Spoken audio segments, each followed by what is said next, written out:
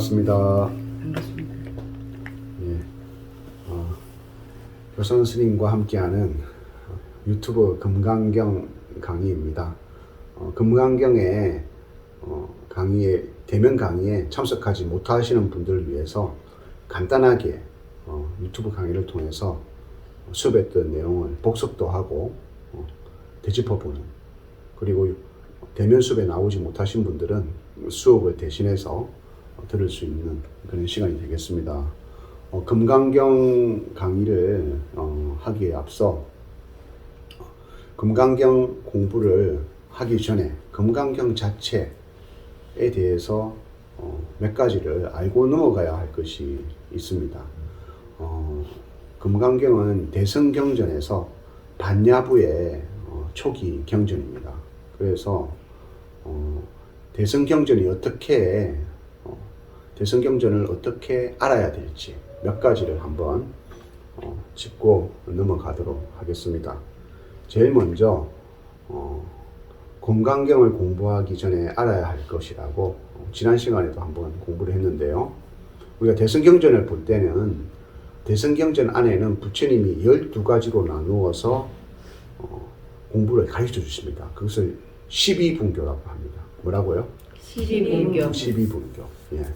12가지 나누을 분, 12가지로 나누어서 가르쳐 주신다. 금강경 안에도 물론 그 12가지의 가르침들이 다 들어가 있거든요. 그래서 금강경을 볼 때, 이거는 12분교 가운데 이거다, 저거다 하는 거를 간단하게 한번 짚어보고 가도록 하겠습니다. 제일 먼저 12분교 가운데서 경입니다. 경은 부처님 말씀 그 자체예요. 부처님께서 때로는 말씀으로, 때로는 개성으로, 때로는 여러 가지를 가르쳐 주시는 그 자체를 경이라고 합니다. 그리고 두 번째는 중송입니다. 중자는 거듭될 중, 송자는 노래할 송. 그래서 거듭 노래하신다. 뭘 거듭 노래하냐면 경에서 가장 중요하다고 꼭 이 제자들이 절대 놓쳐서는 안 된다라고 생각하는 부분을 개성으로 만드셔가지고, 노래로 만드셔가지고 살아계시는 게 중송이라고 해요. 금강경 사국계라고 들어보셨죠? 네. 금강경 사국계가 대표적인 중송입니다. 약견재상, 비상, 적견예래, 이런 사국계들이 바로 대표적인 중송의 한 부분입니다. 그래서 중송은 경전의 핵심을 담고 있기 때문에 여러분들이 금강경을 공부한다, 그럼 중송이라고 할 수 있는 사국계 정도 외워야 된다. 그렇게 알 수 있겠죠. 부처님 중송은 중요하다. 그 다음에 수기, 부처님께서 이렇게 될 것이다 라고 예언을 해주시는 부분이 있습니다. 항상 대승경전에 나와요. 그래서 연덕물 부처님 때 수메다 존자에게 너는 미래의 부처님이 될 것이다, 이런 것도 수기고요. 부처님께서 또 인욕선인이었을 때 이러이러해서 너는 될 것이다, 이렇게 예언을 해주시는 부분이 경전에 나옵니다. 그런 부분이 나오면 이걸 수기라고 하는구나. 그 다음에 네 번째는 고기송입니다. 고기송은 홀로고 일어날기 노래송. 그래서 좀 전에 중송하고 똑같은 노래인데 본문의 내용과 상관없이 부처님께서 갑자기 그냥 독단적으로 경전의 내용과 상관없는 그러한 개성을 지어 부르시기도 합니다. 그것을 고기송이라고 합니다. 금강경에서는 나오지 않지만 다른 경전에서는 많이 나옵니다. 그 다음에 무문자설, 다섯 번째는 무문자설인데요. 없을문, 물을문, 스스로 자, 말씀할 설. 부처님께서 제자가 묻지도 않았는데 스스로 대답을 하셨다 해서 무문자설이에요. 그래요. 금강경은 수보리가 선남자 선녀이 안욕따라 삼약삼보리 짐을 발했을 때 어디에 머무르고 어떻게 항복받아야 합니까? 라고 묻는 질문에 대한 대답이 금강경인데, 그러한 질문 없이 대답하는 것을 무문자설이라고 하는데, 여러분들이 아는 경전 중에 무문자설의 대표적인 경전이 뭘까요? 아시는 분? 아시는 분 상품 드립니다. 상품. 모르십니까? 다 공부했었는데.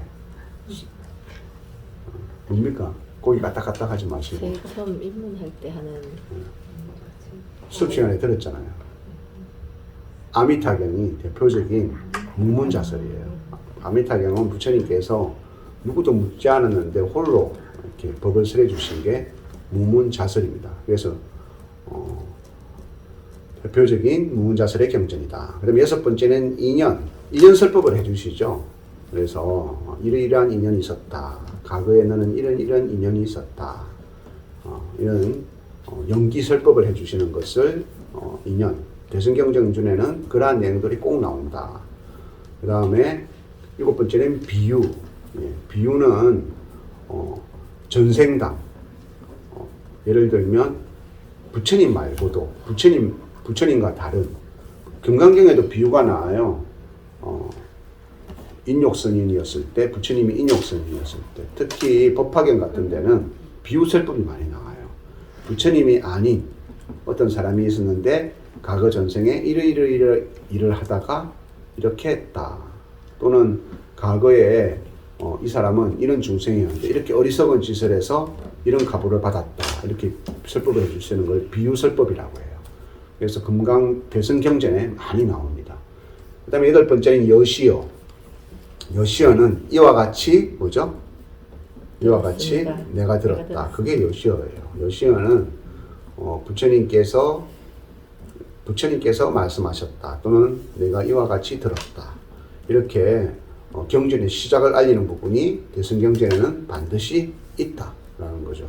근데 초기 경전에는 여시어가 없는 부처님께서 직접 설하기 때문에 부처님께서 그냥 말씀하시는 경전도 있어요. 그래서 대승경전에는 반드시 여시어가 있다. 그 다음에 아홉 번째는 미정유법. 이 세상에 일찍이 없었던 법이다 하는 걸 미정유법이라고 해요. 그래서 부처님의 금강경 가운데서도 수보리가 묻죠. 이와 같은 사고계를 미래 중생이 혹 이해하고 받들어 지닐 수 있습니까? 이러니까 수보리야, 그런 말 하지 말아라. 어우 말세에도 이러한 사고계를 진심으로 받아들이고 행하는 사람이 있어서 그 사람은 정말 뭐라고 합니까? 희유하다. 그게 미정유법이에요. 금강경에나 대승경전에는 그런 부분이 항상 있어요. 희유하다. 그래서 아주 소중하다는 뜻이고 정말 귀하다는 뜻이고 부처님께서 상대방을 정말 인정할 때 희유하다, 선제라 이런 표현으로 하시죠. 그 다음에 12번째는 논입니다. 논리적으로 설명하시는 것을 논이라고 해요. 금강경에는 잘 나오지 않는데 여러분들이 나중에 이후에 대승경전 가운데서 능음경을 공부하면 능음경에는 아주 논리적인 부분들이 많이 나옵니다. 그래서 다른 분들, 일반 분들이 능음경이 어렵다 하는 부분도 그런 논리적인 부분. 아홉 번째 본생이 있습니다. 본생은 부처님께서 본생담입니다. 부처님의 본생담. 부처님께서 전생에 어떻게 나는 했다라는 부분이 본생이에요. 예를 들면 부처님께서 나는 연덕물 부처님 시절에 수행을 한 바가 있느냐, 뭔가 연덕물 부처님께 따로 받은 바가 있느냐, 금강경에서 물었을 때 수보리가 없습니다. 제가 알기로는 없습니다. 이렇게 하는 부분이 본생이에요. 내가 인욕선이었을 때 가리양에게 팔과 다리를 잘렸을 때 마음을 아상, 인상, 중생상, 수자상을 낸 적이 있느냐?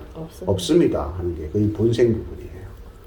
그 다음에 이제 방강이라는 것은 널리 이제 법을 설하신다 해서 방강이라고 하시고, 이와 같이 12분교가 그걸 통해서 이와 같이 12분교를 다 알아봤는데요. 이러한 12가지 방법으로 부처님께서 대승경전을 통해서 가르쳐 주셨다 해서 뭐라 한다고요? 12분교. 네. 똑똑하시다. 좀 전에 들었는데 다 외우셨잖아요. 그걸 통해서 부처님께서 가르침을 주신다는 거 아시면 되겠습니다.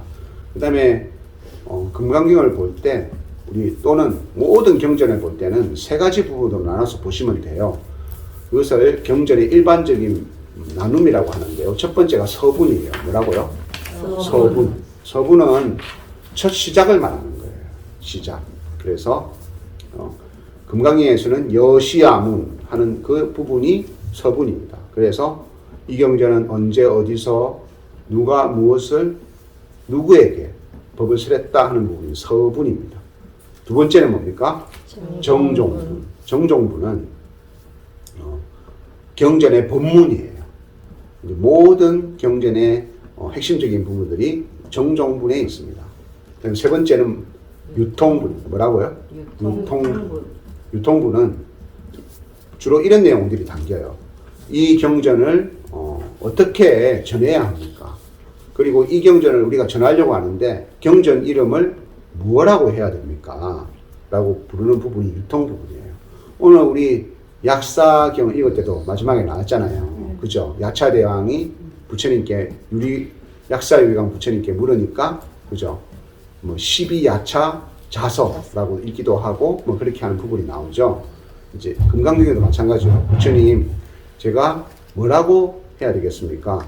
이 경전은 금강반야바람비라고 널리 전하거라 라고 이제 나오는 부분이 유통분이다. 이렇게 대승경전은 세 가지 부분으로 나눌 수가 있습니다.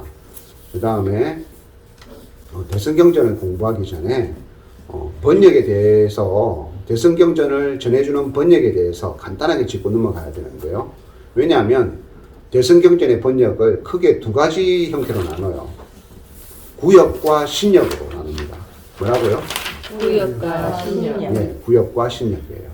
구역은 구마라 습 스님께서 역경하신 것을 구역이라고 해요. 그 다음에 신역은 현장 스님께서 번역하신 것을 신역이라고 해요. 그래서 물론 중국에서 최초로 경전을 번역해서 중국에 전한 스님은 안세고 스님이세요. 네. 그렇지만 일부분만 전했고요.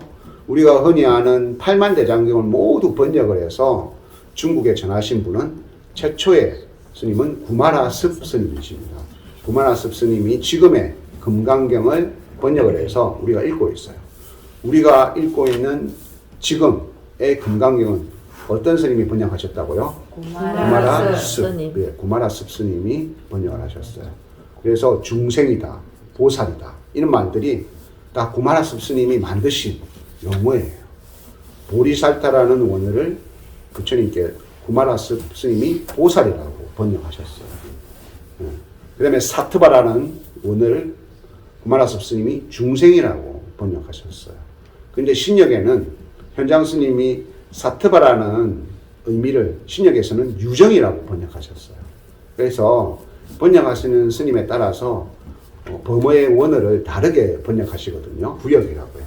그래서 여러분들이 나중에 공부를 조금 열심히 하고 더 이렇게 공부를 하다 보면 유정은 뭐고 중생은 뭐지 헷갈리는 부분이 있어요. 그런 부분들이 대승경전에 참 많이 나와요.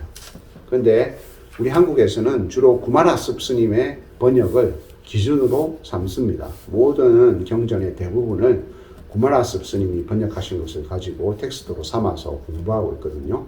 이렇게 여러분들이 대승경전을 공부하기 전에 간단하게 짚고 넘어가야 될 부분을 한번 짚어봤습니다. 수고하셨습니다. 공부하십시오. 신신부처님 어짜 인사 서러워요. 혼자 있으면 외로워 함께하면 더 좋아. 여대성원